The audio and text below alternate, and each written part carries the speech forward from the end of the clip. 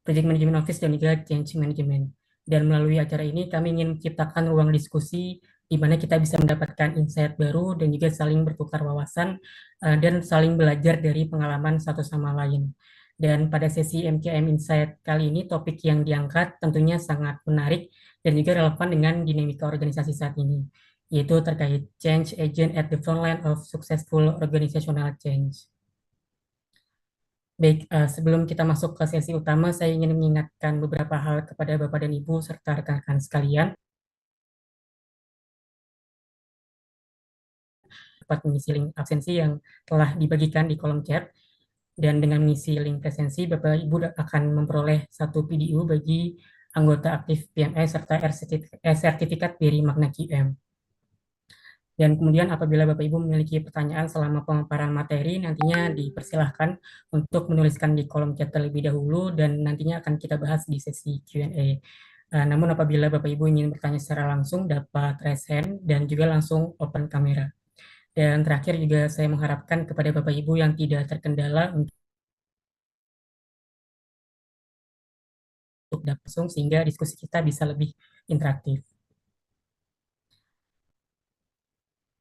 Baik, Bapak dan Ibu, langsung saja kita akan masuk ke sesi utama pada sore hari ini. Untuk narasumber kali ini merupakan seorang praktisi yang sudah memiliki pengalaman luas dalam bidang change management, dan pada kesempatan kali ini beliau akan berbagi insight mengenai bagaimana peran dari change agent dapat menjadi salah satu faktor penting dalam keberhasilan implementasi perubahan di dalam organisasi. Baik, telah bergabung bersama kita narasumber kita yaitu Pak Miko Turista. Selamat sore, Pak Miko. Selamat sore, Mas Rifki. Baik, Bapak dan Ibu sekalian, mungkin tanpa berlama-lama lagi, mari kita masuk ke sesi pemaparan materi. Kepada Bapak Miko Turista, kami persilakan untuk menyampaikan materi. Ya, sudah terlihat layar saya? Masih Halo, loading, Pak Miko? masih loading. Ya, belum terlihat, Pak. Eh,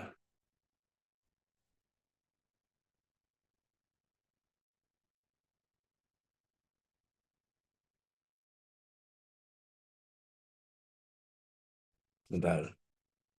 Nah, Ya, sekarang sudah sudah terlihat terlihat, ya. Pak. Ya, oke. Ya, apa? eh, Terima kasih untuk teman-teman semua. Assalamualaikum dan selamat sore. Untuk yang apa teman-teman semuanya. Semoga di hari ini teman-teman sehat ya, walaupun kita menjelang buka, mudah-mudahan kita bisa mendapatkan manfaat yang baik dari diskusi kita sore ini.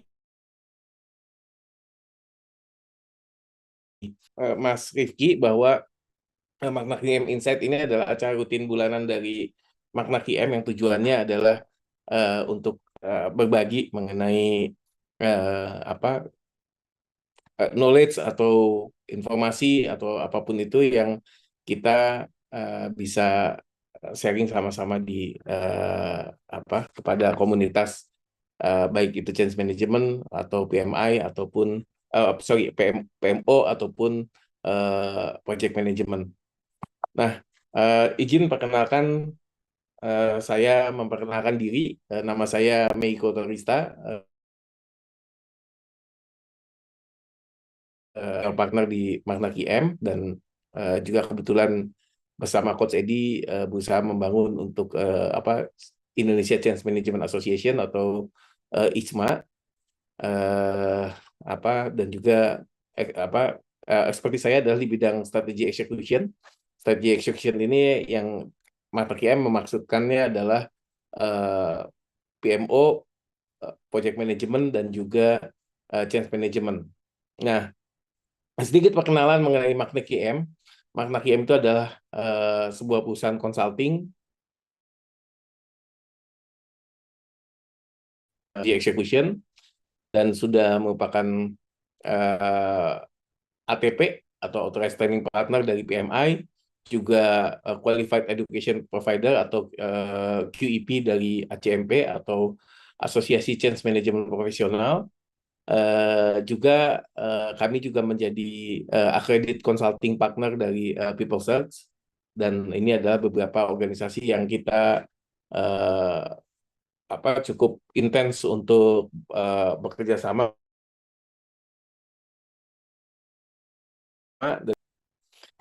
Oke, eh, saya ingin kita melihat realitas dari change management. Kalau kita organization change ini, kalau kita bayangkan bahwa sebuah organisasi itu launching sebuah transformasi ataupun ada perubahan apapun itu gitu ya, baik itu perubahan dari sistem yang baru, ada proses yang baru, atau uh, new ways of working gitu. Nah,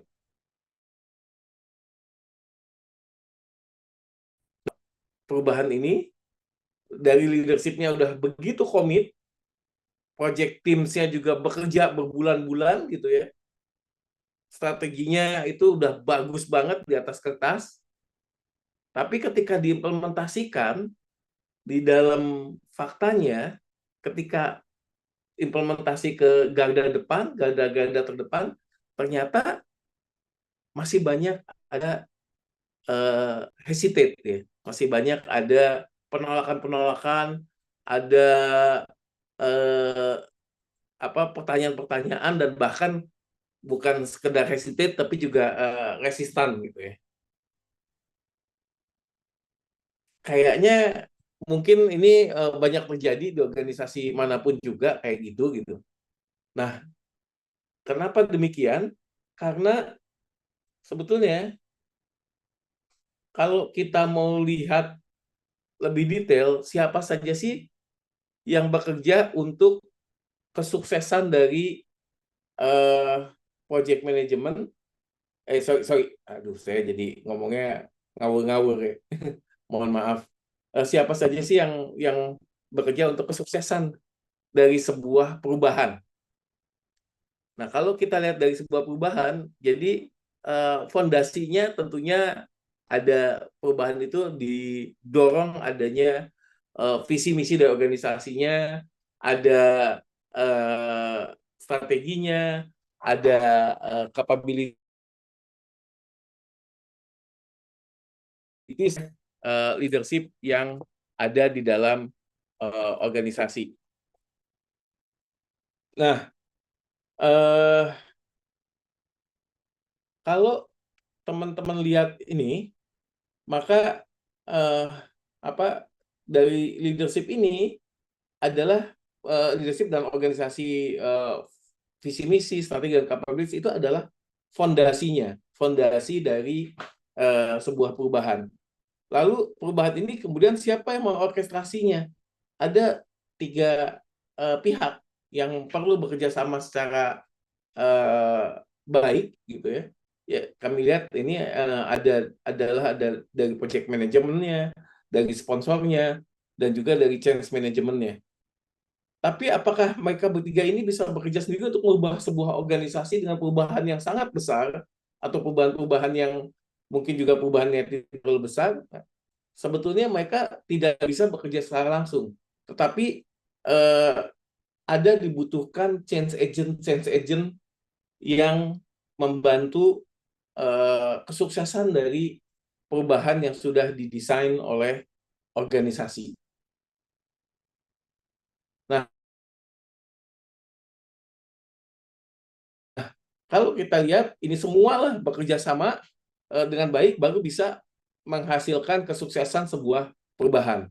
Tanpa ada kerjasama yang baik di antara sini, semua orkestrasinya, maka ini akan perubahan yang di dalam organisasi itu akan bisa jadi kurang sukses, tidak bisa mencapai kesuksesan yang diharapkan sebelumnya ketika change-nya itu dibentuk. Change management atau change manager di sini biasanya tugasnya adalah orkestrasi online, itu sebetulnya dilakukan oleh change agent, bukan oleh change manager secara langsung. Nah, Karena itulah kita bisa katakan bahwa change agent itulah yang mengoperasikan, yang benar-benar berhadapan langsung, yang mengubah bahwa change itu menjadi nyata karena mereka yang ada di frontline. Apa sih definisi change agent? Nah, kami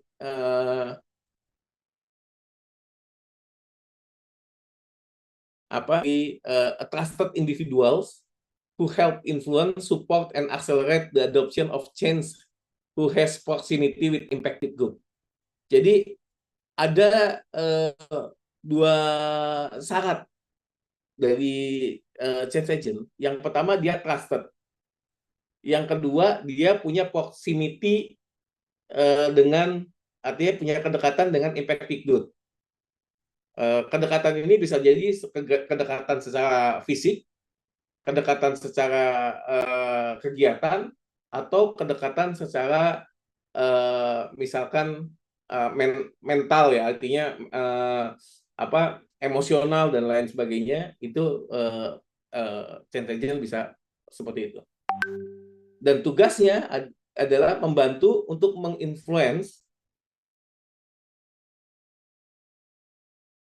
mensupport, dan mengakselerate adoption. Jadi ada syaratnya dan ada tugasnya. Tanpa adanya change agent, change manager pun akan sulit untuk mengubah organisasi sesuai dengan harapan yang sudah dibentuk.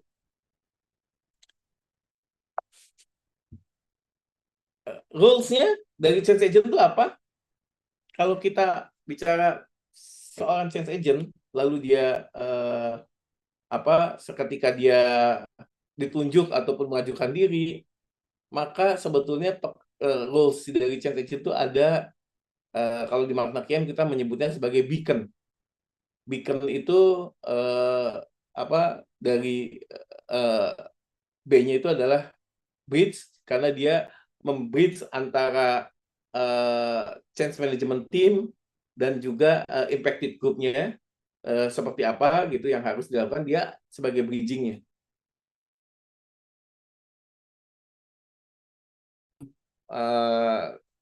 Ke change core change team gitu kan, dan juga dia mungkin punya atasan langsung di sana gitu, dia perlu bridging semuanya gitu kan.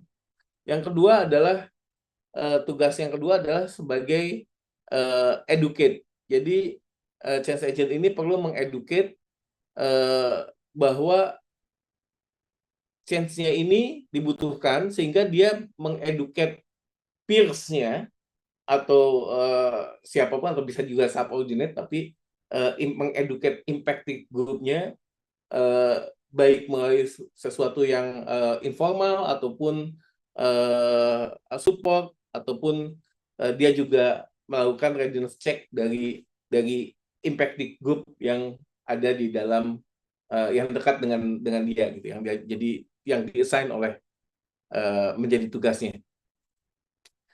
Yang ketiga, tentunya dia harus advocate, karena dia harus vokal, role model, dan juga mengencourage yang lainnya untuk mengikuti perubahan-perubahan yang terjadi gitu. Yang berikutnya adalah roles dia sebagai komunikator, di mana perlu mengkomunikasikan apa yang datang dari core change team, dan juga mengkomunikasikan balik, memberikan feedback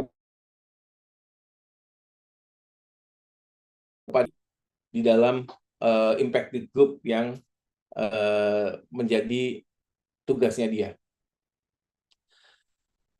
Berikutnya, O-nya itu adalah observe dan overcome, karena dia perlu mengamati, dan juga kadang-kadang dia perlu istilahnya menangani, menyelesaikan problem-problem yang ada di lapangan. Dan nurture-nya jadi dia perlu motivate, celebrate small wins, dan menjaga energi untuk ya. Jadi kami menyingkatnya menjadi beacon atau sinyal gitu ya kalau bahasa Indonesia. Tapi tentunya ini tidak bisa diterjemahkan karena merupakan singkatan. Yang menarik adalah change agent itu biasanya dia bekerja itu bukan sebagai walaupun dia role-nya sebagai change agent, tapi change agent ini bisa dikatakan ekstrakurikuler. Maksudnya ekstrakurikuler itu adalah di mana kalau change agent itu menjadi change agent lalu tidak punya tugas lain.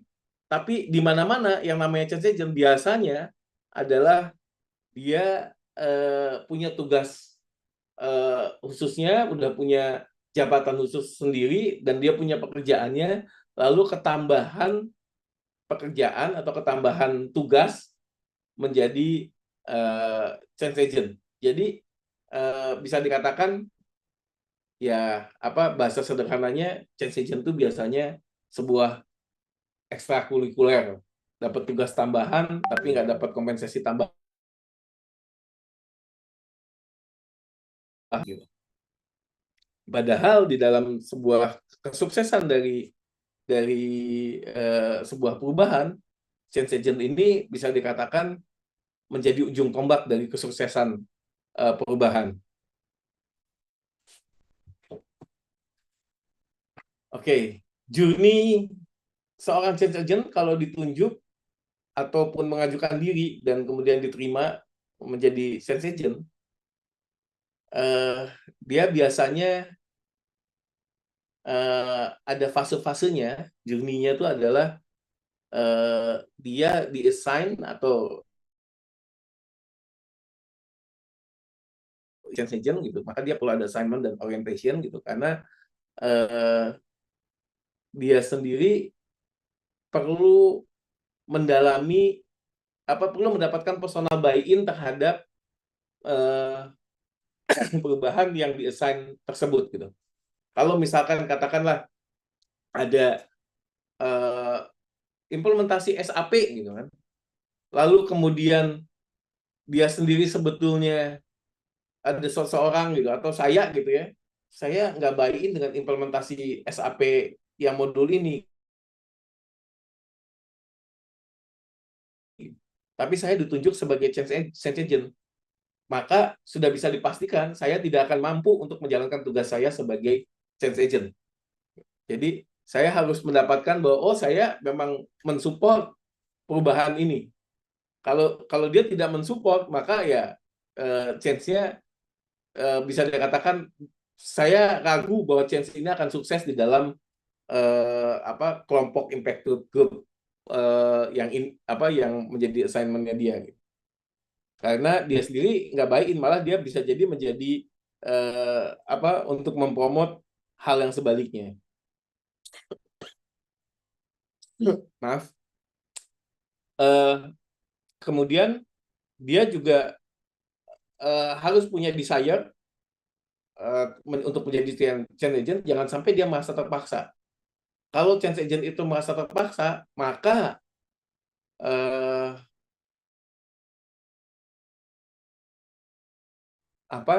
dia juga tidak akan bekerja secara, artinya tidak akan menghasilkan performance yang baik ya. Oleh karena itu, change manager tentunya harus memberikan motivasi apa sih untungnya menjadi change manager. Dan karena change manager akan bertanya juga, kenapa sih gue yang ditunjuk gitu? Kenapa bukan teman sebelah gue gitu? Setelah dia mendapat ini semua, dapat bahwa dia sudah buy-in dengan change-nya dan dia sudah buy-in bahwa oke, gue jadi change agent nggak apa-apa deh, gue jalan tugas sesungguhnya sebagai change agent, yaitu yang pertama dia akan melakukan assessment dan planning-nya apa yang dia harus lakukan, dia mapping stakeholders-nya, lalu dia memvalidate bahwa change-nya ini di dalam timnya bagaimana kira-kira, apakah impact-nya bagaimana dan apakah mereka buy-in dengan change ini dan lain-lain gitu. Dan kemudian dia mengeksekusi rencana-rencana dia dengan cara mengkomunikasikan secara informal. Lebih banyaknya biasanya ke change agent itu akan melakukannya secara informal karena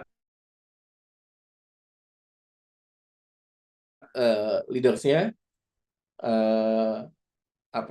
dan juga dia harus melakukan resistance management gitu ya, menangani resistensi yang ada, menjadi role model, bahkan bisa jadi dia harus mensupport training dan juga di ability, artinya kalau sudah go live dia harus terus support.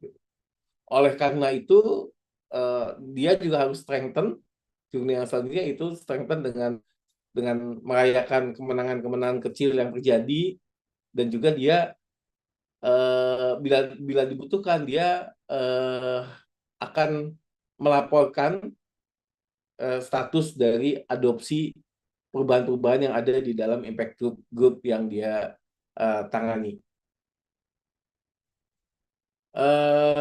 Terus kemudian yang terakhir adalah ketika change-nya dianggap sudah sukses, maka project change-nya itu biasanya di close. Nah, ini change agent juga tugas sebetulnya selesai, dia transfer ownership-nya dan mendapatkan, atau dia perlu merefleksikan lesson learned apa yang dia dapat dari sana,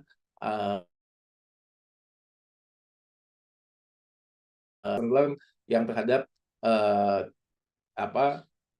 cara change-nya, pendekatan proses-proses dari change-nya yang bisa mungkin dilaporkan kepada core change team atau kepada change manajernya.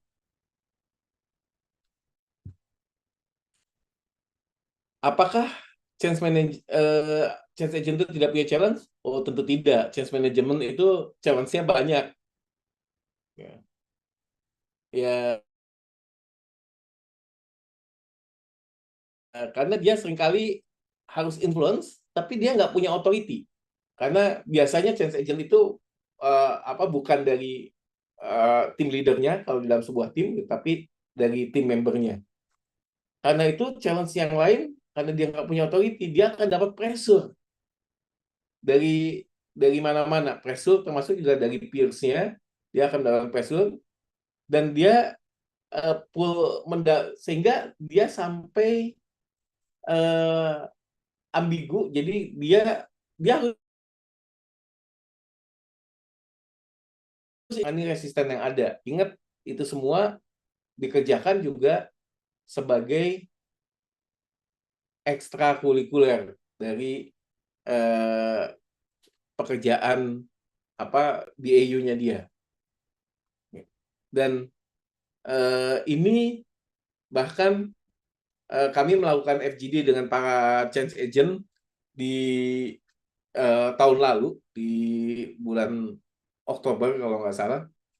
Kami mendapatkan beberapa change agent itu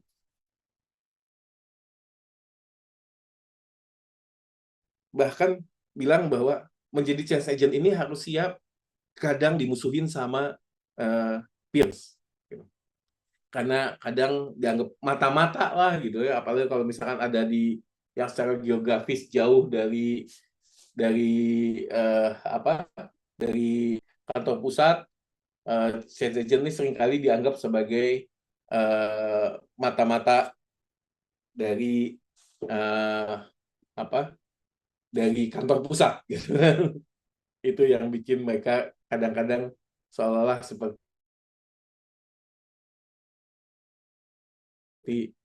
dimusuhin. Tapi tentunya bukan karena saya muslim dan bulan puasa kan, jadi saya akan bahwa innamal yusri yusro gitu kan. Di balik kesulitan tentu ada kemudahan. Nah, change agent juga sama. Di balik challenge-nya ada opportunity-nya. Opportunity apa yang didapat oleh change agent? Opportunity-nya yang pertama adalah exposure ke leadership-nya. Jadi, seorang change agent ini akan mendapatkan exposure yang tinggi dilihat oleh leadership.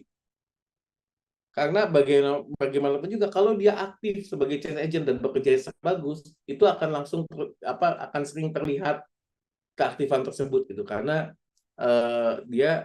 sehingga dia bisa dapat exposure ke leadership. Yang kedua adalah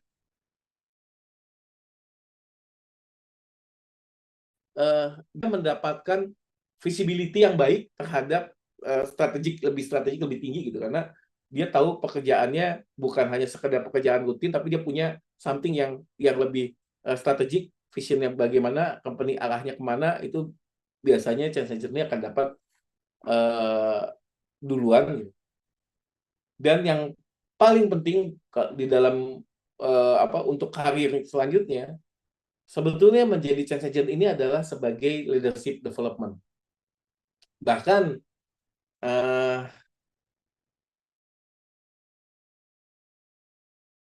di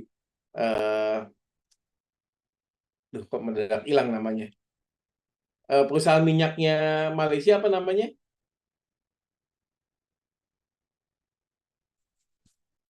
Petronas. Petronas. Petronas ya. Nah, di Petronas itu bahwa salah satu syarat untuk dipromosi, maka orang itu pernah menjadi change agent.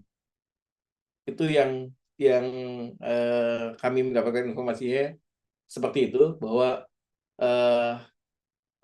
di Petronas kalau belum pernah jadi change agent akan sulit untuk dipromosi. Nah, dengan kondisi seperti ini sebetulnya banyak banget gitu, dan memang reward yang sebenarnya adalah pada 3 hal ini, walaupun kadang-kadang menjadi change agent ada juga sebagai reward yang lain yang sifatnya reward yang sifatnya finansial bisa jadi gitu ya, tapi reward yang sebenarnya adalah di 3 hal ini. Oleh karena itu, lalu apa yang dibutuhkan di dalam apa hal yang dibutuhkan change agent? Kompetensinya ada 3 besaran kompetensi. Yang pertama tentunya change agent itu idealnya mengerti tentang change management. Kemudian seperti misalkan apa sih change impact analysis, nggak perlu dalam tapi sebenarnya ada punya fondasi gitu ya, bagaimana menangani resistance dan resikonya apa gitu kan. Terus kemudian yang kedua adalah leadership, karena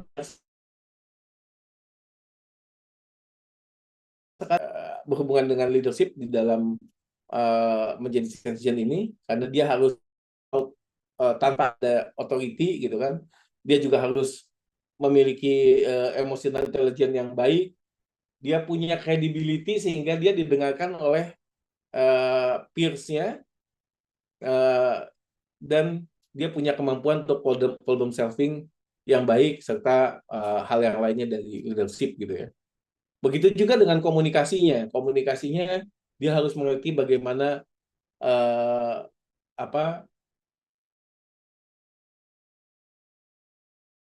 untuk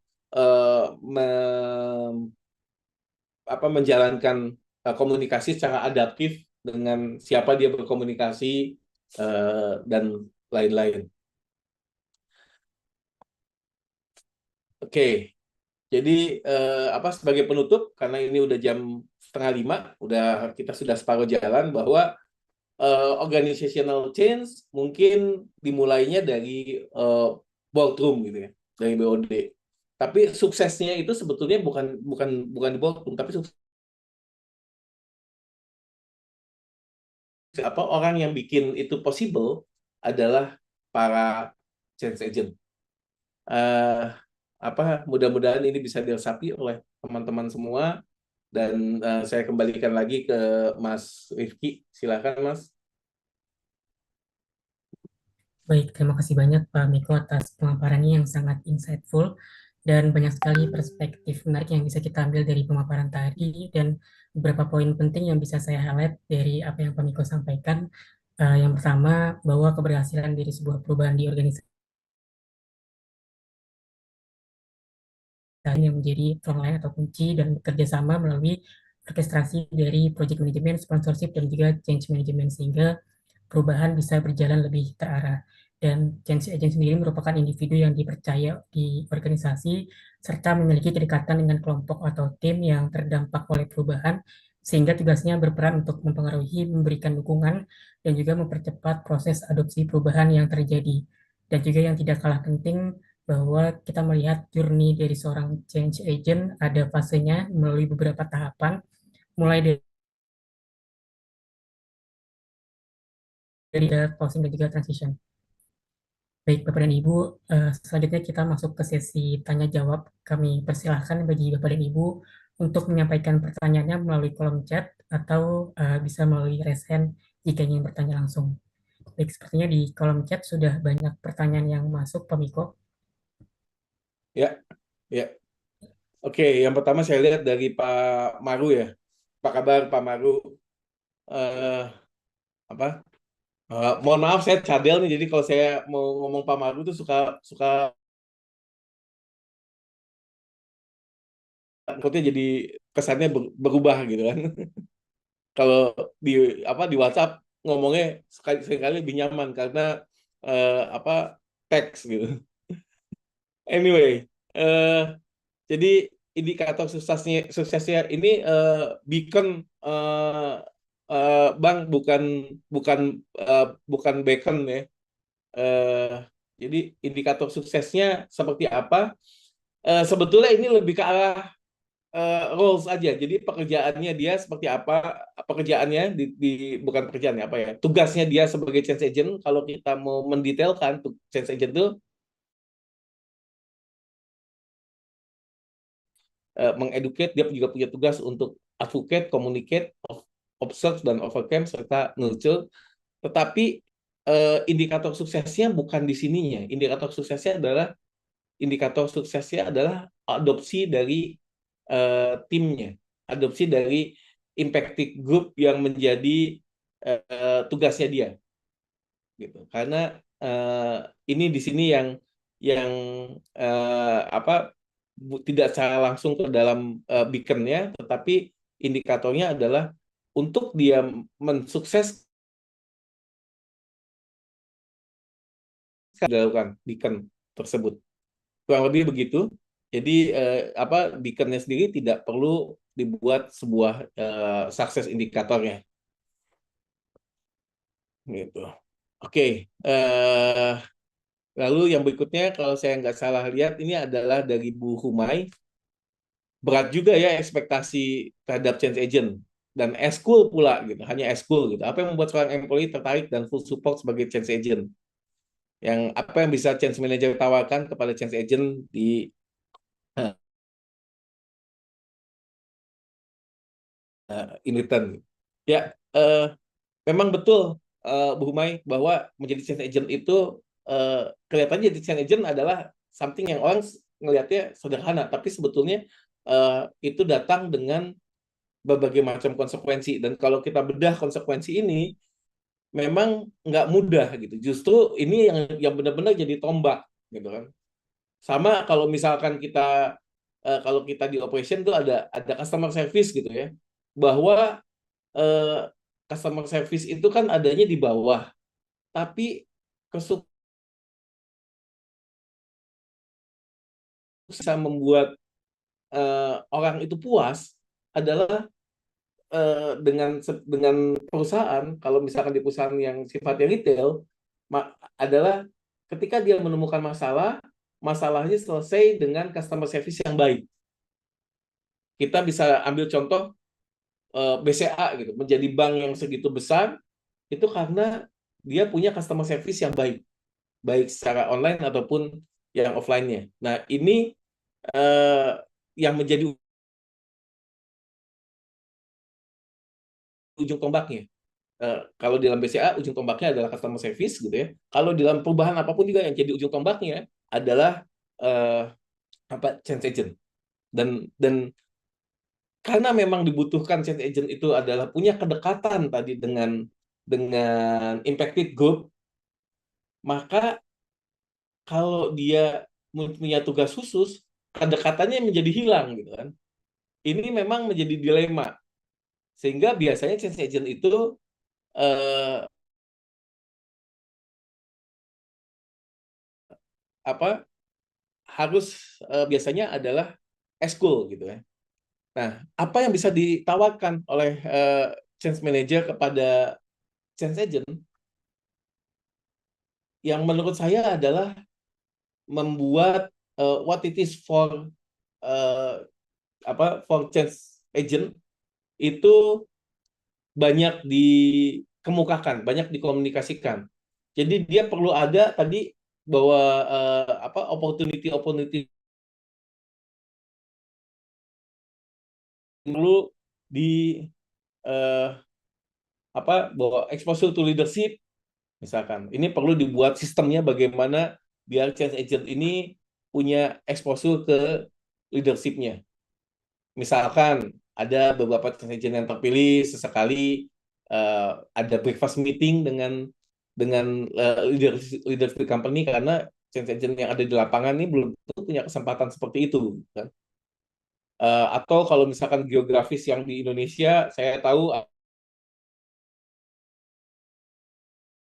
adanya itu diadakan workshop dan ketemu dengan BOD gitu kan, para change agent yang terbaik ini mendapatkan exposure yang lebih baik. Dan change agent juga perlu mengerti bahwa dia eh, mendapatkan dikomunikasikan juga bahwa dia mendapatkan strategic visibility gitu kan. Karena itu dapat duluan daripada yang lainnya. Yang berikutnya adalah change agent juga perlu disadarkan bahwa ini adalah karena tanpa adanya hal seperti ini maka dia mungkin juga kurang tereksposur dengan baik ya. Dan bisa bisa juga modelnya adalah mendapatkan change agent adalah sebagai salah satu poin di mana poinnya ini adalah poin untuk bagaimana dia bisa dipromosi tadi seperti yang tadi saya sampaikan dilakukan oleh Petronas gitu ya. Jadi yang mutlak menjadi poin yang bisa dikumpulkan untuk mempermudah promosinya. Mungkin itu beberapa yang bisa dilakukan gitu ya. Karena kalau misalkan rewardnya modelnya adalah reward yang sifatnya tangible reward, yang sifatnya finansial, ini mungkin akan menjadi berat gitu. Mudah-mudahan cukup menjawab. Jadi Pak Sahlani juga sama, tugasnya berat amat ya. Gitu. Bagian tugas dengan change manager dan leadernya bagaimana gitu. Oke, change dengan change manager itu ada tugas-tugas yang lainnya. Ada cukup banyak tugas yang lainnya. Jadi kalau mulai dari analisis, tapi intinya bahwa change manager itu lebih ke arah orkestrasinya. Bagaimana mengorkestrasi semuanya sehingga change-nya berjalan dengan lancar. Mulai dari impact analysis, kemudian membuat strateginya, kemudian juga mengeksekusinya sampai nanti ke closing-nya. Kurang lebih change manager itu adalah seperti kalau di dalam project adalah seperti project manajernya. Dia punya beberapa tim gitu ya. Dan yang membantunya kayak di project manager mungkin ada bisa jadi ada project controller sendiri gitu ya, ada project admin gitu. Tapi yang bekerja untuk projectnya tersebut itu kan banyak orang yang lain. Nah kurang lebih change manager dengan change agent tuh modelnya seperti itu Pak. Hanya modelnya berbeda. Mudah-mudahan ini bisa menjawab Pak Sahlani. Oke, berikutnya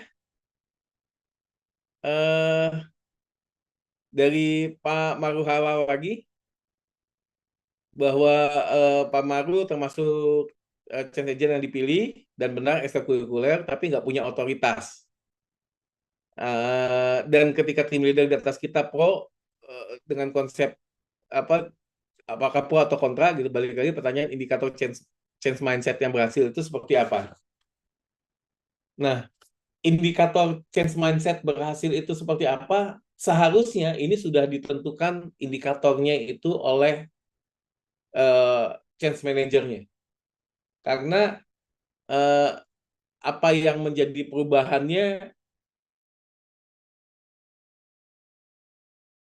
organisasi dengan organisasi lain dan satu perubahan dengan perubahan lain, ini harusnya ada jelas indikator-indikatornya seperti apa ditentukan oleh change manager sehingga change agent seperti Pak Maru ini juga tidak kebingungan gitu.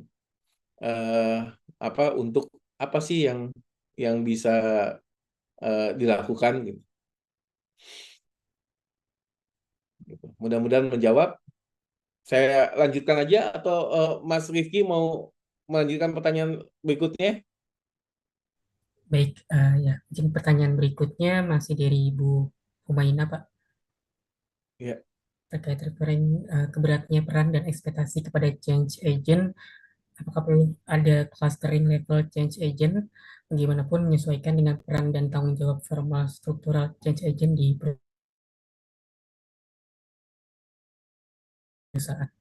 Ya, ini bisa saja dilakukan. Kalau change-nya itu besar sekali gitu ya. Ya, saya tahu Bu Humai sedang menghadapi perubahan, sedang mengorkestrasi perubahan yang melibatkan belasan ribu karyawan gitu kan, dari total karyawan yang puluhan ribu, terus kemudian change agent-nya ada lebih dari 1.000 orang change agent gitu ya. Bisa saja change agent-nya dibuat mengikuti struktural karena kalau yang 1.000 itu langsung dipantau semuanya oleh change manajernya, ini juga berat untuk memantau 1.000 ini ya. Gitu. Jadi yang 1.000-nya ini memang bisa bisa dibuat groupingnya lagi. Jadi ada cluster change agent tertentu gitu kan dengan cluster-cluster tertentu sehingga span of kontrolnya dari change manajernya nggak terlalu besar gitu kan, cukup bagian kontrol yang yang di atasnya saja gitu. Begitu kira-kira, mudah-mudahan menjawab. Baik, Berikutnya Ki. ya, masih pertanyaan berikutnya Pak dari Pak Sahlani. Apakah satu orang change agent menjalankan semua tugas beacon atau dibagi-bagi ke beberapa change agent? Ya, basically semua change agent, setiap satu orang change agent menjalankan beacon, Pak. Menjalankan ini kan roles ya, dan roles ini artinya yang dia jalankan, peran-peran yang dia jalankan tidak harus menjalankan semua, tetapi melihat kondisi yang ada, bahwa tugas dia kadang sebagai beacon, kadang sebagai bridging, kadang sebagai uh, nurture, kadang educate, kadang advocate, kadang communicate.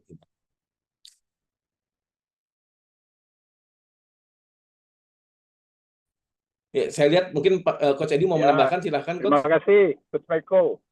Selamat sore, Bapak-Bapak, Ibu-Ibu. Saya off kamera karena lagi di mobil nih. Tapi saya ingin menambahkan apa yang tadi disampaikan Coach Meko. Saya Edi Sutanto. Saya berteman dengan partneran sama Coach Meko beberapa kali dalam beberapa project gitu ya.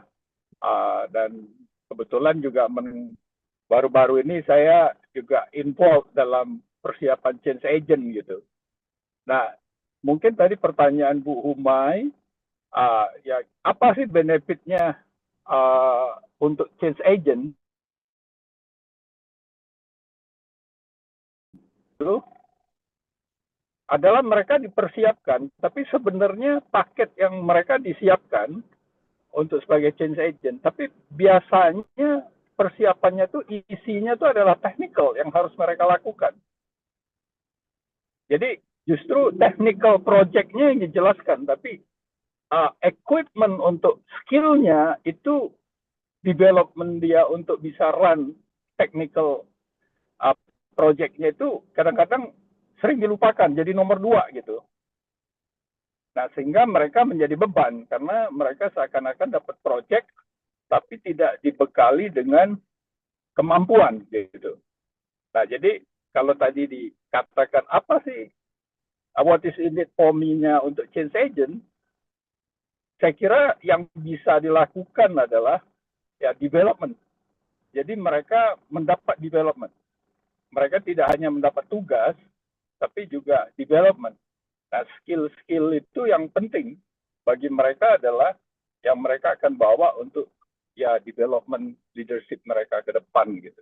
Mungkin itu tambahan dari saya, Pak Miko. Ya, terima kasih Coach Cukup Edi. jelas? Ya. Terima kasih. Ya. Baik, terima kasih Pak Edi dan juga Pak Miko. Melanjutkan pertanyaan berikutnya di kolom chat dari Pak Zulfirman yang bertanya terkait segitiga kompetensi, manakah yang paling sulit dibangun secara organik jika seorang change agent tidak memiliki jabatan formal, dan bagaimana cara menyiasatinya? Silakan Pak. Oke. Yang paling sulit dibangun menurut saya adalah justru bukan di kompetensinya. Yang paling sulit dibangun adalah gimana kalau kita kalau kita sebagai change manager ya, bagaimana kita membuat change agent itu benar-benar mau bekerja secara performance-nya penuh gitu ya. Artinya dia tidak bekerja secara ala kadarnya gitu kan. Nah, ini yang lebih sulit menurut saya, bukan membangun kompetensinya justru karena kan kompetensi itu dibangun over time, sementara change agent ini biasanya pekerjaan istilahnya dia menjadi change agent waktunya sangat terbatas gitu kan. Artinya bisa jadi setahun atau masih sebuah project bahkan kurang dari setahun gitu kan. Sementara kompetensi dibangun over time. Tapi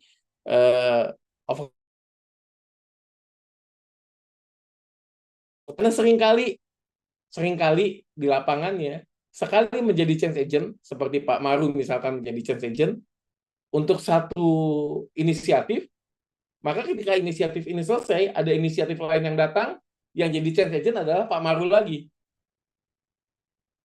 gitu kan. Nah ini maka yang paling sulit dibangun secara organiknya menurut saya yang secara organik ya. Kalau secara organiknya yang sulit dibangun secara organik justru adalah yang hard skill-nya, yang change management-nya. Karena kalau yang lainnya leadership itu lebih banyaknya di soft skill lah ya, gitu kan. Communication itu ya kombinasi antara hard skill dengan soft skill. Walaupun leadership ada hard skill-nya, tapi istilahnya mungkin 80% itu ada soft skill, 20%-nya hard skill. Change management itu hard skill. Mostly hard skill lah gitu ya. Ada soft skill-nya tapi mostly hard skill kalau kita bagi menjadi segitiga tadi. Gitu. Mudah-mudahan bisa menjawab. Terima kasih Pak Miko, semoga menjawab pertanyaan dari Pak Zulfirman. Selanjutnya mungkin ini pertanyaan terakhir dari Pak Arif Nugraha di kolom chat. Dari Pak Arif Nugraha sebagai PM di IT konsultan yang sering implement new system atau produk ke klien, dan seringnya klien menganggap kalau sebagai vendor yang sepenuhnya jadi change agent dan memastikan user mau pakai sistemnya. Padahal kami adalah external party yang nggak gitu punya power atau wewenang kultural di company mereka, dan gimana cara untuk bisa mengeduket klien sejak awal proyek bahwa change management dan penunjukan change agent internal adalah responsibility mereka, bukan sepenuhnya dari vendor. Dipersilakan Pak Miko. Oke, ya ini saya sepakat banget bahwa ada hal yang bagus yang kita harus garis bawahi di sini, bahwa change itu dimulai dari awal proyek, bukan ketika mau live gitu. Ini kan IT, bukan ketika software-nya mau live gitu kan, tapi dari awal change-nya gitu. Ini ada satu hal yang baik gitu ya. Nah, ketika dari awal proyek seperti ini, menurut saya adalah dibuat racinya, dibuat racinya, mana yang menjadi responsibility atau accountability dari vendor, mana yang menjadi responsibility atau matriksnya responsibility-nya ada di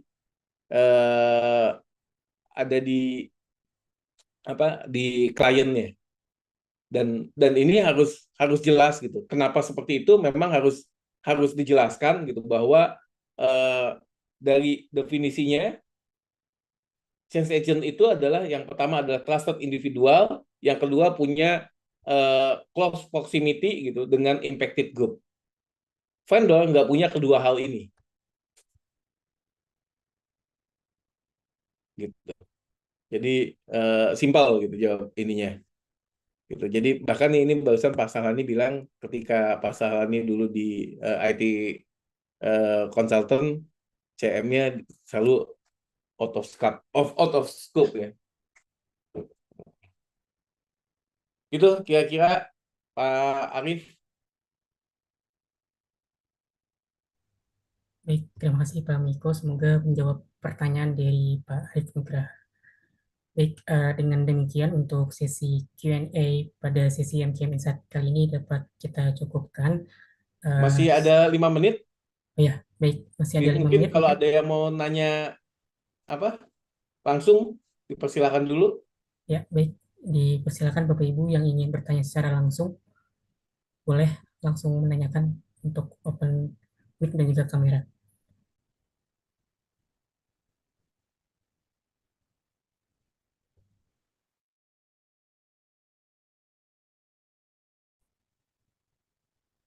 Oh, nggak ada kelihatannya. Baik, kalau sudah tidak ada, mungkin bisa kita cukupkan untuk sesi Q&A kali ini. Sekali lagi terima kasih banyak kepada Pak Miko atas sharing dan juga insight yang bermanfaat pada sore hari ini. Saya juga izin mengingatkan kembali untuk Bapak Ibu dapat mengisi presensi yang telah tersedia di kolom chat. Dan Bapak Ibu sekalian, sebagai bentuk komitmen kami sebagai Qualified Education Provider dari SMP serta Authorized Training Partner dari PMI, Magna QM dalam waktu dekat juga akan menyelenggarakan PMP yang direncanakan akan berlangsung pada bulan April mendatang. Bagi Bapak Ibu yang berminat untuk mengambil sertifikasi tersebut, mungkin nanti dapat memantau informasinya melalui kanal media sosial kami di LinkedIn maupun media daring lainnya. Baik, Bapak Ibu, tidak terasa karena kita sudah di penghujung sesi MKM Insight edisi ke-13 di sore hari ini. Sekali lagi terima kasih banyak kepada Pak Miko dan juga Bapak Ibu atas partisipasi dan juga antusiasmenya, dan semoga diskusi hari ini dapat bermanfaat bagi organisasi. Bapak undur diri, terima kasih, sampai jumpa di MKM Insight berikutnya.